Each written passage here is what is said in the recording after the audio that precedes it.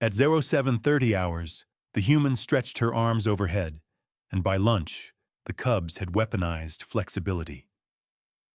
Look, I need you to understand something about my job. I'm the station wellness director for Crevathi Outpost Epsilon. That means I handle everything from nutrition plans to sleep cycle optimization for 300 personnel and their families. It's a good position. Stable, boring in the best possible way. Then Devon arrived. The requisition form said we were getting a human physical therapist to help with our aging population's joint issues. Simple enough. Humans were supposed to be good at that sort of thing. What with their obsession with maintaining their frankly absurd bipedal stance well into their elder years. I approved it without much thought. Devon showed up on a Tuesday transport with 2 bags and a rolled-up mat made of some kind of foam composite. She was average height for a human female, dark hair pulled back in what I later learned was called a ponytail, and she had this unsettling habit of smiling at everyone she met. Not the polite mandible click we use for greetings, an actual baring of teeth that somehow didn't read as threatening. I should have known right then that everything was about to go sideways. Her first week was fine. Normal, even. She set up her therapy room in Medical Bay 3, organized her equipment, learned everyone's names with frankly unsettling speed. The elderly staff loved her. She had gentle paws. Hands. The translator still glitches on human anatomy terms. The problem started when she decided to use the recreation bay for her morning routine. I was doing my usual rounds when I first saw it. The recreation bay is a large open space where off-duty personnel can exercise, the cubs can play, that sort of thing. It was 0730, and Devon was in there alone, on her mat, moving. Except moving doesn't really capture what I was watching. She bent herself in half, just folded forward at the waist until her torso was pressed against her legs, arms dangling toward the floor. Then she straightened, raised her arms overhead, and bent backward into an arc that should have required at least 2 additional vertebrae. I pulled up her medical file on my datapad. Standard human skeletal structure. Nothing unusual. Which made what I was watching impossible according to every Crevathi physiology text I'd ever read. She dropped to all 4s. No, all 3s. She had one leg extended behind her, arms planted on the ground, pushing her chest toward the floor while her rear end stayed elevated. Her spine curved in 3 different directions simultaneously. Is she injured? Vormek's voice crackled through my comm. He was head of station security and had apparently also noticed our human doing whatever this was. I don't think so, I said slowly. Her vital signs are steady. Heart rate is actually decreasing. She looks like she's preparing to pounce. He wasn't wrong. The position would have been an excellent pre-attack stance for a Crevathi. Low center of gravity, weight distributed for explosive forward movement, spine coiled for power generation. Except Devon's eyes were closed, and her breathing was so slow I could count the seconds between inhales. That's when I noticed the cubs. 16 of them, ranging in age from 4 to 8 cycles, pressed against the observation window. Every single one was utterly transfixed. Now, Crevathi cubs are curious by nature. It's part of our predator heritage. But this was different. They weren't just watching. They were studying. I could see their little claws flexing, their tails twitching in unconscious mimicry of Devon's movements. Should I intervene? Vormek asked. No, I said, though I wasn't sure why. Let's just observe. Devon flowed into a new position. She planted her hands and feet on the ground, pushed her hips toward the ceiling, and held herself in an inverted V shape that made my own spine ache just looking at it. She held it there for 30 seconds. A minute. Her arms didn't even tremble. The smallest cub, maybe 4 cycles old, made a soft, chirping sound. It was the noise young Crevathi make when they're trying to understand something that doesn't fit their developing world view. Devon finished whatever she was doing with a sequence that involved sitting on the ground, pulling one foot up to rest against her inner thigh, and folding forward over the extended leg. Then she stood, rolled up her mat, and walked out of the recreation bay with that same unsettling, tooth-bearing smile. The cubs immediately swarmed into the space she'd vacated. "Vormek," I said quietly. "Are you still watching this?" "Yes, Director." "Good. Keep recording." The lead cub, an 8-cycle-old named, actually, I'm not going to tell you their names. It'll just make what happens later more complicated. The lead cub stood in the center of the space and dropped into a 4-legged stance. Then it tried to replicate Devon's forward fold. You have to understand, Crevathi are quadripedal. Our spines are designed for horizontal orientation. We can rear up on our hind legs for short periods, but it's not our natural state. What this cub was trying to do was bend a body designed for running down prey on all fours into a shape meant for a vertical skeleton. It shouldn't have worked. The cub's spine curved.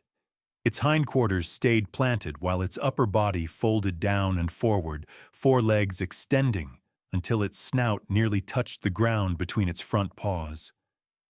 The position was completely wrong for Crevathi anatomy. The angle was impossible. The muscle engagement made no sense.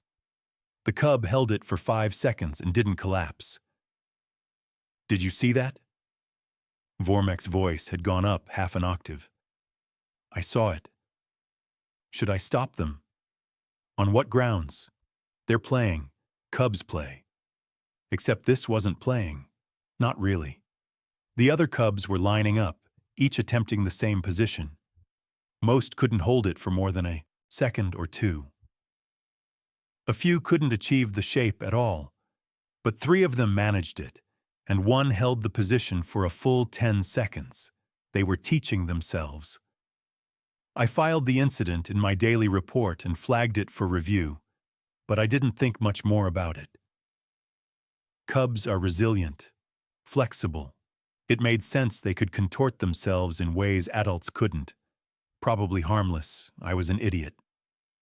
The next morning, Devon was back in the recreation bay at 07:30. Same mat, same routine. And this time, she had an audience from the start. All 16 cubs sat in a semicircle around her space, perfectly silent, watching her every movement with an intensity usually reserved for hunting lessons. Devon noticed them. I saw her pause, smile that disturbing smile, and wave. Then she started her routine. She moved through the same sequence as before, but this time I actually paid attention to the structure of it. There was a pattern. Each position flowed into the next with deliberate purpose. She would hold a shape, breathe slowly, then transition smoothly into the next configuration. When she finished, she walked over to the cubs. I increased audio pickup. "Good morning," Devon said cheerfully. "Were you watching me exercise?" The cubs made various chirping and clicking sounds.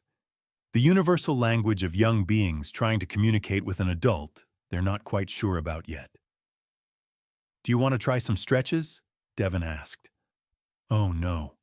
The cubs chittered excitedly. Devon laughed. A human sound that translates poorly through mandibles. "Okay, here's an easy one. It's called cat-cow, which is funny because you actually look more like cats than I do." She dropped to all fours. Finally, a position that made sense for her body. She arched her spine upward into a curve, tucked her head down, then reversed it. dropping her belly toward the ground and lifting her head. See? You curve your back up, then down. Nice and slow. It feels good on your spine. The cubs attempted to copy her. This should have been easy for them. It was a natural position, utilizing their actual skeletal structure. But I watched as every single one of them tried to exaggerate the movement to match Devon's range of motion. Crevathi spines don't curve that way.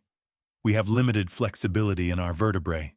It's a trade-off for the stability we need to take down large prey. The cub's spines curved anyway. Not much. Maybe an extra 10 degrees of flexion beyond what should have been possible. But it was there. Visible. Measurable. Very good. Devon's voice was warm with approval. Now try this one. She demonstrated another position. The cubs copied, then another and another.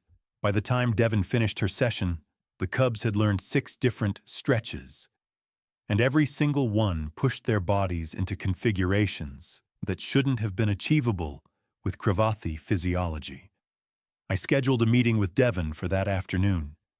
She showed up at my office right on time, still smiling. It was starting to become less unsettling and more just annoying. Please sit. I gestured to the chair designed for bipedal visitors. Thanks. She settled into it with that fluid ease humans had. Is something wrong? I want to talk about your morning activity in the recreation bay. My yoga? She tilted her head slightly. Is there a problem? I checked the schedule. That time slot was open. Yoga, I repeated. The translator had just rendered it as deliberate body positioning for wellness purposes, which seemed inadequate. Is that what you call it? Yeah, it's a human practice, thousands of years old, combines physical poses, breathing techniques, and meditation. Great for flexibility, strength, and stress relief. I see. And you're aware that the cubs have been watching you? Oh, they're so sweet. Devon's face did something that I think indicated happiness. This morning they joined in. I kept it really simple, just basic stretches. Devon, Crevathi cubs aren't built like human children. I know. That's why I modified everything. I made sure they were only doing poses appropriate for quadrupeds. Appropriate, I said slowly. Can you define appropriate? Nothing that would strain their joints or overextend their muscles. I've been reading up on Crevathi physiology. Fascinating stuff. Your musculature is incredible. Did you know your hindquarter strength ratio is almost 3 times that of Earth predators in the same size class? Devon, I tried to keep my voice level. The cubs are bending in ways that exceed normal Crevathi flexibility parameters. She blinked. Is that bad? I don't know. That's the problem. Oh. She was quiet for a moment. Should I stop? I pulled up the morning's footage on my display and rotated it toward her. Watch this. Tell me what you see. The video showed the lead cub performing Devon's cat-cow movement. The spine curved up, then down, exceeding the normal range by a clearly visible margin. That's really good form, Devon said. I'm impressed they picked it up so quickly. Their spine is curving 15 degrees beyond species standard. Is that a lot? Devon, imagine if a human child's elbow suddenly bent backward. Her face did something complicated. That's not the same thing. Isn't it? Flexibility can be trained. Human children can be incredibly flexible if they practice. It's not harmful. It's actually beneficial. Greater range of motion, better joint health, reduced injury risk. For humans. For most species with articulated joints and muscle-based movement systems. She leaned forward. Crystal, I would never do anything to hurt the cubs. If you want me to stop, I'll stop. But from a physiological standpoint, what they're doing is just gentle stretching. I wanted to argue. I wanted to tell her that Crevathi weren't meant to stretch, that our bodies were perfectly designed as they were, that changing us was wrong somehow. But she was the expert. She had credentials. She knew anatomy, and the cubs hadn't shown any signs of pain or injury. Continue, I said finally. But I'll be monitoring, daily. Fair enough. She stood to leave, then paused. For what it's worth, I think it's really positive that they're interested in physical wellness at such a young age. Most human kids have to be bribed to exercise. After she left, I sat at my desk and watched the video 3 more times. There was something about the way the cubs moved, something I couldn't quite articulate. They weren't just copying Devon's stretches. They were analyzing them, adapting them, improving them for their own bodies. I filed an updated report and flagged it as priority. Then I went to bed and tried not to think about it. The next morning, I was in the recreation bay at SO 725, 5 minutes before Devon was scheduled to arrive. The cubs were already there, all 16 of them, arranged in 4 rows of 4, performing a synchronized routine of the stretches Devon had taught them. Without her, without any adult supervision, they moved through the sequence with precision. Up curve, down curve, side bend, shoulder rotation. Each position held for exactly the same duration Devon had demonstrated. Then they did something new. The lead cub dropped into a crouch, then explosively extended its spine upward while pushing off with its hind legs, achieving a height that should have required at least 2 more cycles of muscle development. It landed, rolled forward, and came up in a ready stance. The other cubs chittered excitedly. The lead cub repeated the movement, slower this time, breaking it down into components. Crouch, gather, extend, push, roll, rise. They were teaching each other. Devon walked in at 0730, saw the cubs, and stopped. "Oh, good morning, everyone." The cubs turned to face her as one, silent, waiting. "Did you practice the stretches I showed you?" Devon asked. The lead cub chirped once. Then it demonstrated the explosive extension movement again. Devon's face went very still. "That's not one of mine." The cub chirped again, then dropped into the starting position of Devon's cat-cow stretch. But instead of simply arching its back, it added a twist, rotating its upper body 30 degrees while keeping its hindquarters planted. The position looked wrong, unnatural, impossible. The cub held it for 10 seconds without shaking. "That's..." Devon trailed off. "How did you..." Every cub dropped into the same position, 16 small bodies twisted into the same impossible shape. Devon looked up at the observation window where I was standing. Even through the glass, I could see she'd stopped smiling. I was in Devon's therapy room within 5 minutes of that morning's session ending. "They're modifying the movements," she said before I could speak. She was pacing, which humans apparently did when stressed. I showed them basic stretches, gentle, therapeutic movements.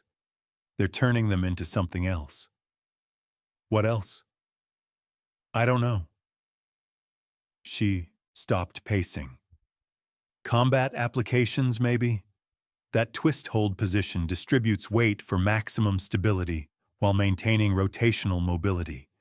It's brilliant, actually, for their body structure." "Brilliant," I repeated flatly. "I didn't teach them that." "I know you didn't. I watched the whole thing." I pulled up my datapad. Medical wants to run scans on the cubs, with parental permission, obviously. "Good idea." Devon sat down heavily in her chair. "I just don't understand how they're doing this. Crevathi flexibility parameters are well documented. They shouldn't be able to achieve these positions. And yet,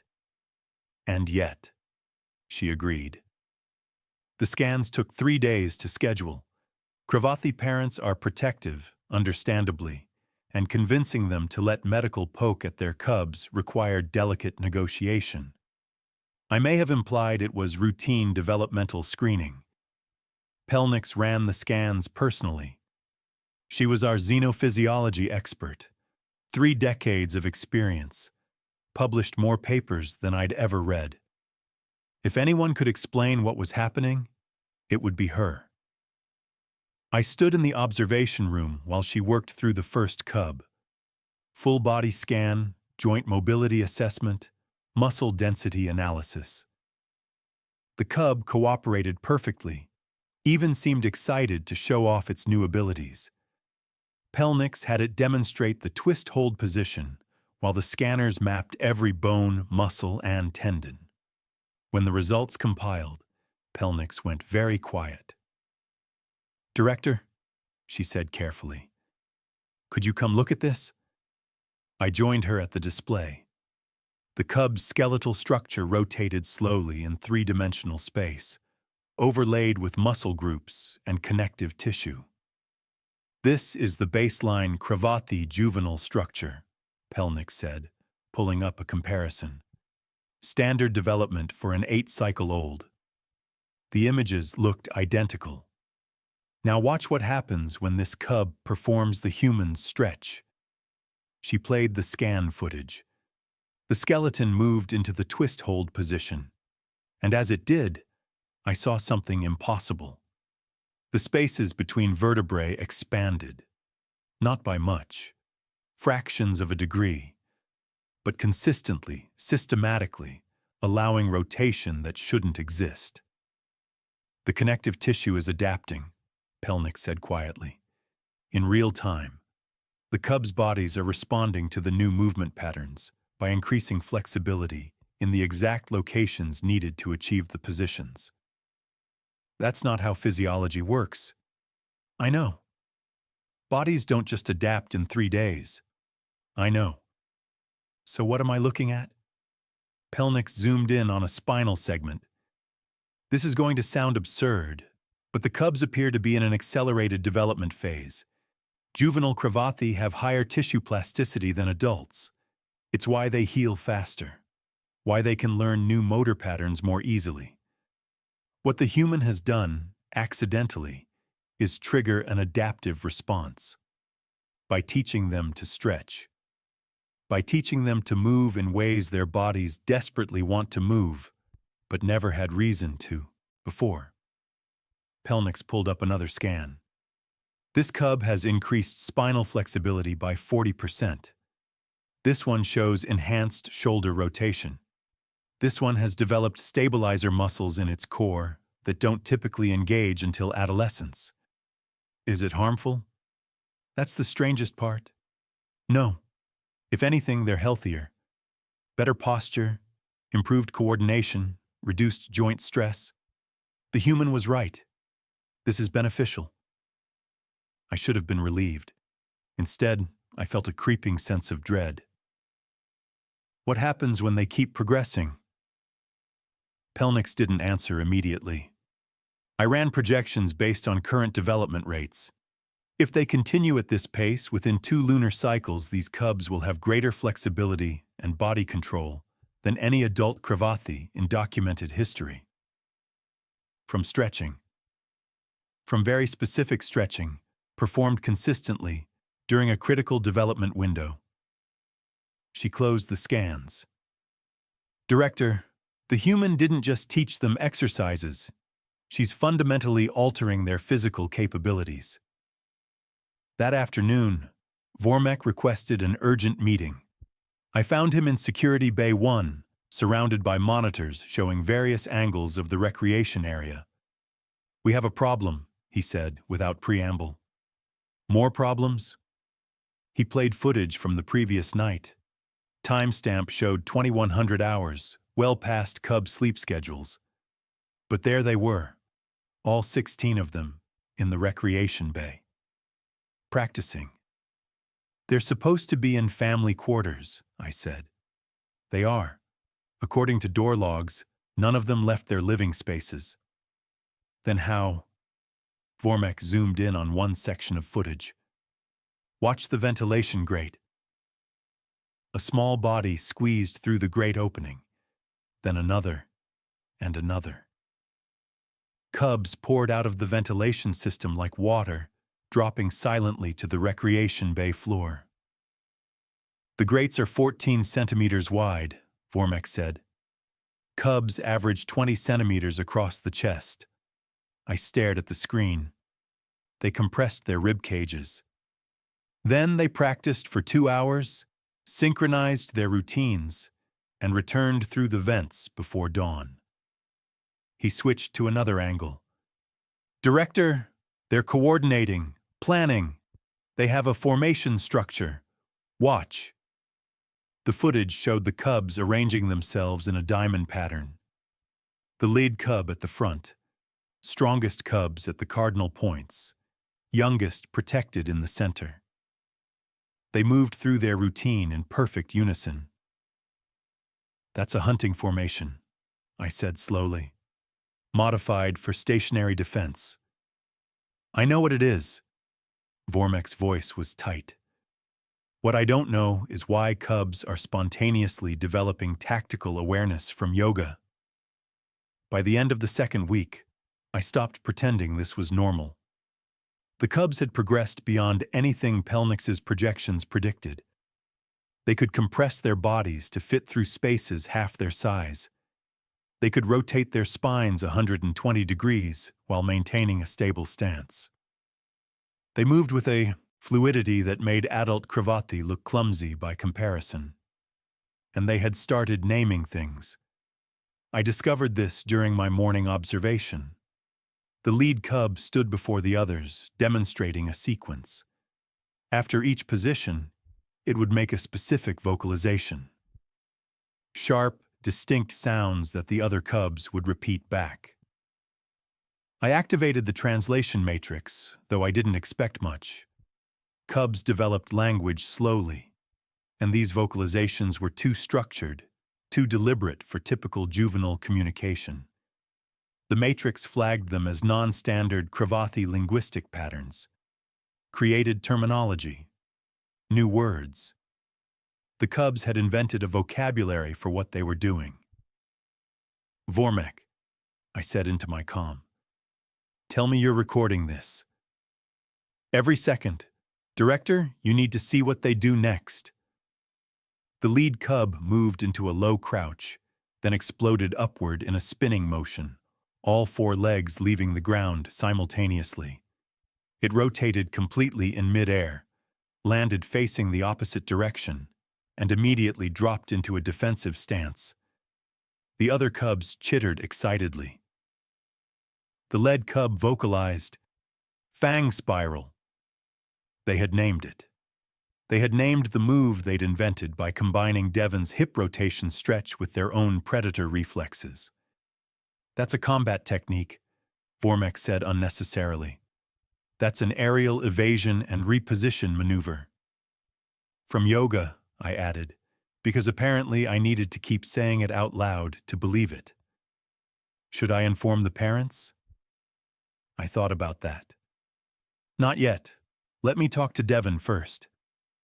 I found her in Medical Bay 3 with an elderly patient, carefully manipulating arthritic joints through gentle range of motion exercises. The patient looked relaxed, comfortable. This was what Devon was supposed to be doing. Therapeutic work. Healing. I waited until she finished. We need to talk about the cubs. Her smile vanished. What happened? Nothing bad, physiologically speaking, but I pulled up footage on my datapad and handed it to her. They're doing this now. She watched the fang spiral maneuver 3 times. That's not possible. And yet, I showed them downward dog and cat-cow and some basic hip stretches. She looked up at me. Where did they learn to do that? From you, apparently. They've taken your gentle stretches and weaponized them. I'm a physical therapist. I help people recover from injuries. I don't teach combat techniques. I know, but the cubs don't understand the difference. They see positions that maximize body efficiency, and their predator instincts interpret those positions through a tactical lens. Devon sat down slowly. What do you want me to do? I honestly don't know. Pelnik says they're healthier than ever. Vormek says they're developing combat capabilities. The parents don't know anything is unusual because cubs are supposed to be energetic and weird, and the cubs themselves are treating this like the most important thing they've ever learned. Maybe I should stop the morning sessions. They practice at night, in secret, through the ventilation system. Her eyes widened. They what? I showed her that footage too. They've become dedicated students, just not of what you think you're teaching. We sat in silence for a moment. Medical Bay 3 hummed quietly around us, all gentle efficiency and healing equipment, the complete opposite of what was happening in the recreation bay. I should talk to them, Devon said finally. Explain what yoga actually is, that it's not combat training. Worth trying. The next morning, Devon arrived at the recreation bay with visual aids, images of humans doing yoga in peaceful settings, diagrams showing the intended therapeutic purposes of each stretch. She'd even prepared a simple lecture about human wellness practices. The cubs sat in their perfect formation, absolutely silent, and listened to every word.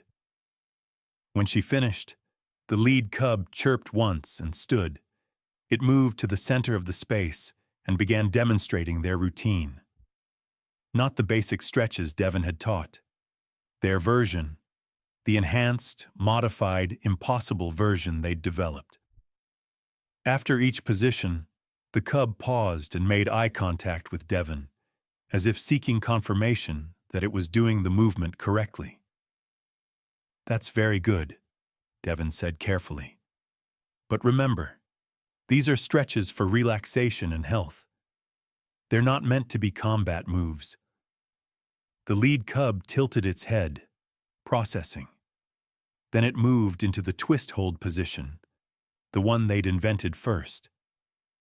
It held the stance and vocalized a phrase that translated as stable strength waiting. Yes, it's stable, Devon agreed. But you don't need to use it for fighting. You can just hold it to feel the stretch in your spine and shoulders. The cub chirped, dropped the position, and moved into the next pose. A modified version of Devon's warrior stance, except the cub had added a weight distribution that allowed for instantaneous movement in any direction. Ready flow all paths, it vocalized. Devon looked at me. I looked back. We were both thinking the same thing. The cubs hadn't misunderstood. They understood perfectly.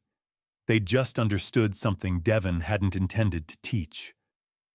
Devon, I said slowly, show them the most relaxing, least combat applicable pose you know. She thought for a moment, then moved into a seated position. Legs crossed, hands resting on knees, spine straight but relaxed. This is meditation posture. You sit very still and breathe slowly. It's for calming your mind. Every cub immediately copied the position. Perfect stillness, controlled breathing. 16 small predators sitting in absolute silence. It should have been peaceful. Instead, it looked like an ambush formation. Perfect concealment through motionlessness. Breathing controlled to avoid detection. They could hold that position for hours, I realized. Waiting. Watching. The lead cub vocalized, silent wait strike moment. No, Devon said firmly. It's meditation, for peace, for clearing your thoughts. The cubs chittered among themselves. Then the smallest one, The 4-cycle-old who'd been first to attempt the stretches stood and approached Devon. It looked up at her with those large predator eyes and made a soft, questioning sound. Devon knelt down. "What is it?" The small cub moved through a sequence slowly. Each position held longer than necessary, transitions exaggerated so Devon could see every component. It was showing her something, teaching her, the way she'd taught them. The sequence was beautiful, fluid, efficient, and absolutely, undeniably, a combat form designed for a quadripedal predator body. When the cub finished, it looked at Devon expectantly. "That's very impressive," Devon said quietly. "But I didn't teach you that." The cub chirped and pointed at Devon with one small paw. Then it repeated the first movement of the sequence. It was Devon's hip rotation stretch, but condensed, refined, and integrated into something larger. "You took my stretch and made it into this," Devon said, understanding dawning. The cub chittered affirmatively. Then it pointed at itself and vocalized a phrase that roughly translated as, "made better for us." Devon looked at me again. "They're not copying wrong. They're innovating. Innovating combat applications from therapeutic exercises," I said. "That's what I've been trying to tell you." "But I never intended." She trailed off, then laughed. It was not a happy sound. Of course they did. They're predators. I showed them efficient movement patterns, and their instincts filled in the rest. The smallest cub chirped again and patted Devon's hand gently, a reassuring gesture, the kind young beings make when they think an adult is distressed. "It's okay," the translator approximated from the cub's vocalizations. "Good teaching. We learn good." Devon's face did something complicated. "You're welcome," she managed. That afternoon, I received an urgent message from Station Command. Someone had filed a report about unusual activity in the recreation bay. Someone who apparently had clearance to request a formal investigation. The investigator arrived 2 days later. Military advisor Krathnik's, decorated veteran, 3 tours in the border conflicts, now assigned to training evaluation for Crevathi Defense Forces. She was not pleased to be here. "Director Crystal," she said, mandibles clicking with formal courtesy that couldn't quite hide her irritation. "I was told there was unusual activity involving juvenile Crevathi, something that required my expertise." "That's correct. This station is 3 weeks' travel from my posting. I hope this is worth my time." "I believe it will be." I led her to the observation room overlooking the recreation bay. "The cubs perform their routine at 7:30 daily. We have 5 minutes." Krathnik said nothing, but her posture radiated skepticism. At 7:30 exactly, 16 cubs entered the recreation bay in formation. Devon was already there. Matt rolled out, preparing for her own routine. She'd insisted on continuing despite everything. "They'll practice anyway," she'd said. "At least this way I can monitor for injuries." The cubs arranged themselves in their diamond pattern. The lead cub vocalized a command. In perfect synchronization, they began. I watched Krathnik's expression shift from boredom to interest to shock within the first 30 seconds. The cubs moved through their sequence with absolute precision. Every position flowed into the next. Every transition served a purpose. Low stances became high guards. Defensive postures reversed into offensive strikes. Flexibility translated to unpredictable attack angles. It was a complete martial system, developed from scratch, in 2 weeks, by children. Who trained them? Krathnik's voice was barely a whisper. No one, technically. That's a combat form, Advanced level. Where did they learn it? I pointed at Devon, who was doing a peaceful sun salutation on her mat, completely unaware that the cubs had stopped their routine and were now incorporating her arm movements into their system. The human? Krathnik's turned to stare at me. That's your physical therapist? Yes. She's teaching cubs advanced martial techniques. No, she's doing yoga. The cubs are teaching themselves. Krathnik looked back at the cubs, who had now added Devon's new arm movements to their fang spiral maneuver, creating something that looked like an aerial interception technique. That's impossible. I have 2 weeks of documentation proving otherwise.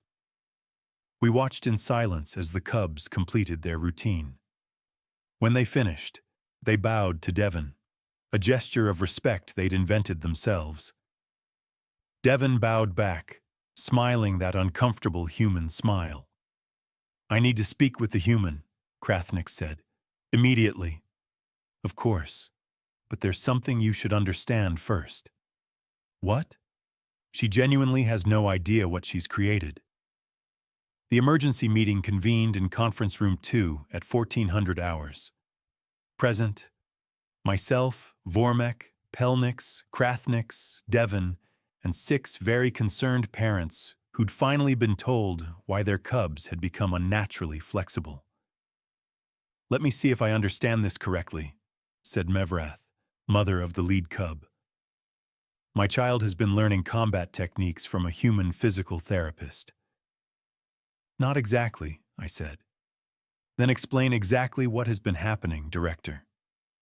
I pulled up the footage, all of it, Devon's first morning session, the cubs' initial attempts, their nighttime practice runs, the progressive development of what Krathnik had identified as a completely original martial art form. The parents watched in absolute silence. When it finished, Mivrath turned to Devon. You taught my child to compress through ventilation grates. I absolutely did not teach that, Devon said firmly. I showed them basic stretches, gentle exercises for flexibility and wellness. What they did with that information was entirely their own innovation. Innovation, repeated Krathnik. That's an interesting way to describe the development of the most sophisticated juvenile combat system I've seen in 30 years of military service. It's not a combat system. It's yoga. With respect, human, I know combat systems. What those cubs demonstrated is functionally effective, tactically sound, and optimized specifically for juvenile Crevathi physiology. Krathnik leaned forward. Where did you receive your training? Physical Therapy School, University of Washington, Earth. Your combat credentials. I don't have combat credentials. I help people with back pain and post-surgery rehabilitation.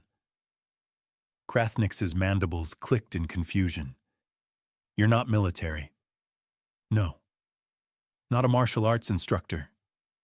No. Then how did you develop this system? I didn't develop anything. I do yoga. The cubs watched me, tried to copy my movements with their different body structure, and apparently created something entirely new in the process. One of the other parents, Torvix, spoke up. Are our cubs in danger? Pelnix, you said they were healthy, but this seems extreme. Pelnix pulled up her medical data. They're not just healthy. They're thriving. Bone density is optimal. Muscle development is ahead of schedule. Flexibility and coordination are unprecedented for their age group. Cognitively, they're problem-solving at adolescent levels. Whatever they're doing, it's beneficial. They're sneaking through ventilation systems at night.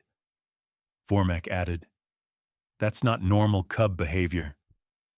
They're also working as a coordinated unit, looking out for each other, and practicing discipline that most adults struggle to maintain. I countered.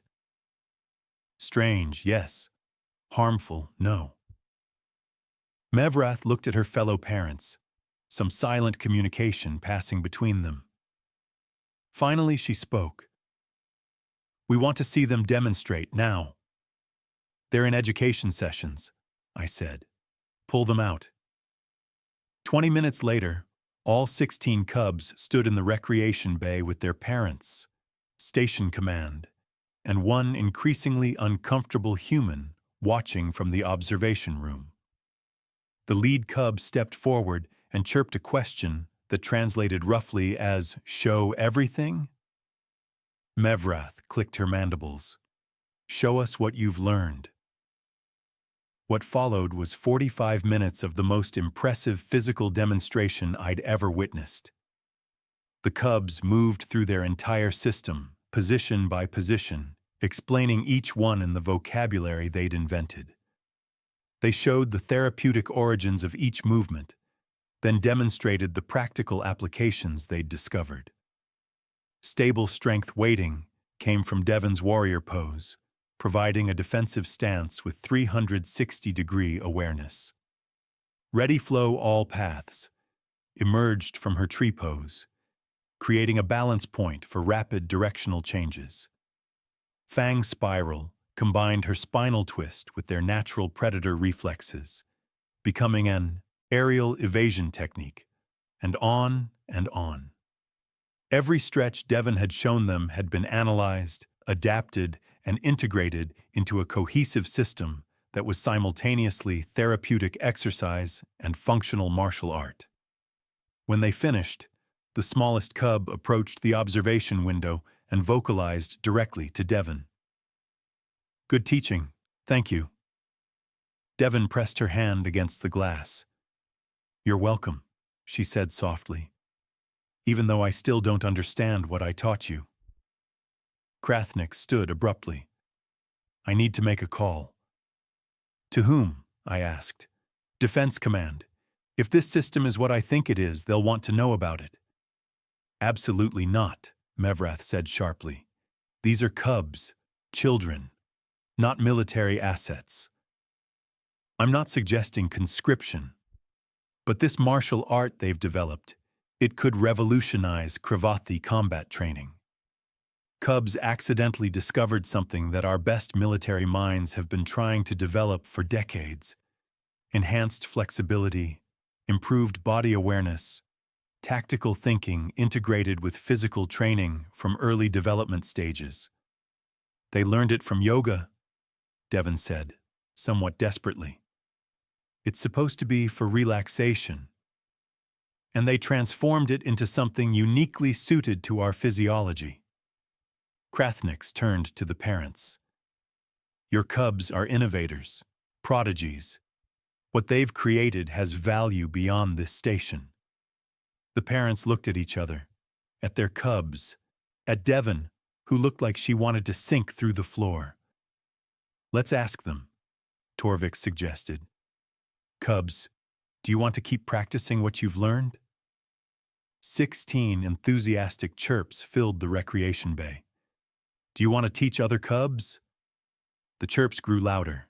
The lead cub added, "Make all cubs better. Teach good moving." "There's your answer," Mevrath said to Krathniks. "If this becomes anything, it becomes what the cubs want it to be. A practice, a discipline, not a military program." "Agreed," Krathnik said immediately, "though I'd like to document the system properly. With your permission, of course." Over the next week, we worked out a framework that made everyone moderately uncomfortable, which usually meant it was fair. The cubs would continue their practice under supervision. Devon would continue her morning yoga, which they could observe and learn from, but she wouldn't provide direct instruction in what they'd created. That was theirs. Krathniks would document the martial art form with the cubs as primary teachers, preserving their innovations and vocabulary. Parents would monitor for safety, but wouldn't interfere with the cubs' development of their system.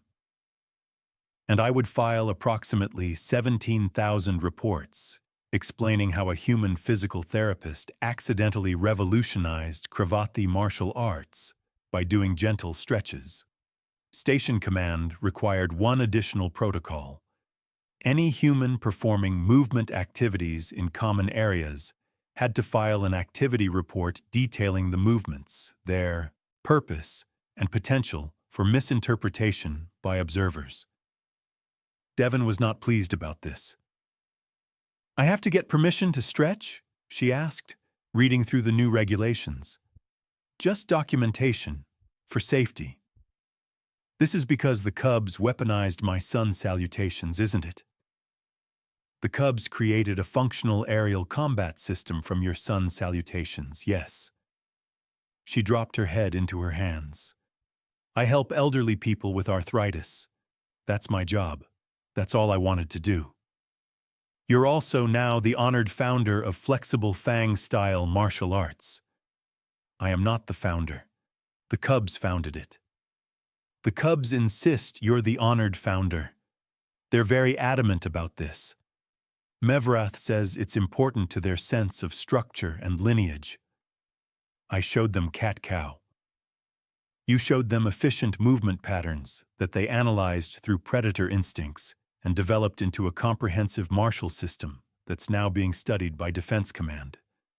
The Cubs have started a school. 12 more families have enrolled their Cubs.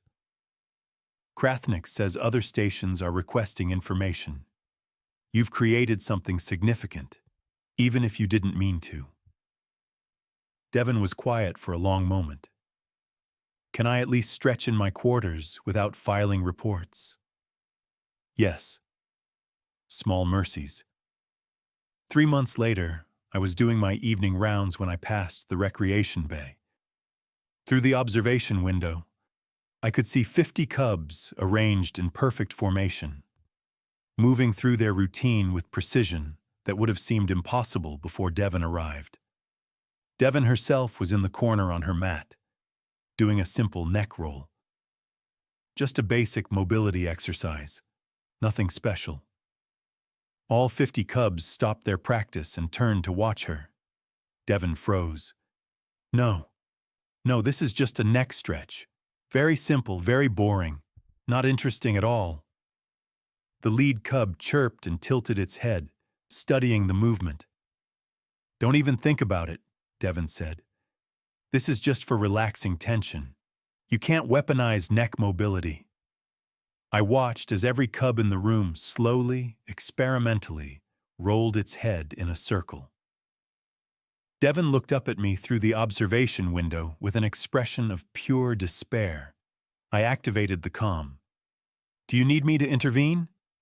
Can you stop them from having ideas?" "Not within my power, I'm afraid." She sighed and returned to her mat. "When they invent a martial art technique based on neck stretches, I'm requesting a transfer." "Noted. I'll have the forms ready." As I walked away, I heard the lead Cub vocalize a new term. "Circle sight all paths." Devon's groan echoed through the comm system. I filed my daily report, flagged it as routine, and added a note that Devon might need additional stress management support. Though given what her stress management techniques had already created, I wasn't sure if that would help or make things worse. Somewhere in the recreation bay, Cubs were probably already developing an advanced combat system based on human stress. Relief exercises. It was going to be a long assignment.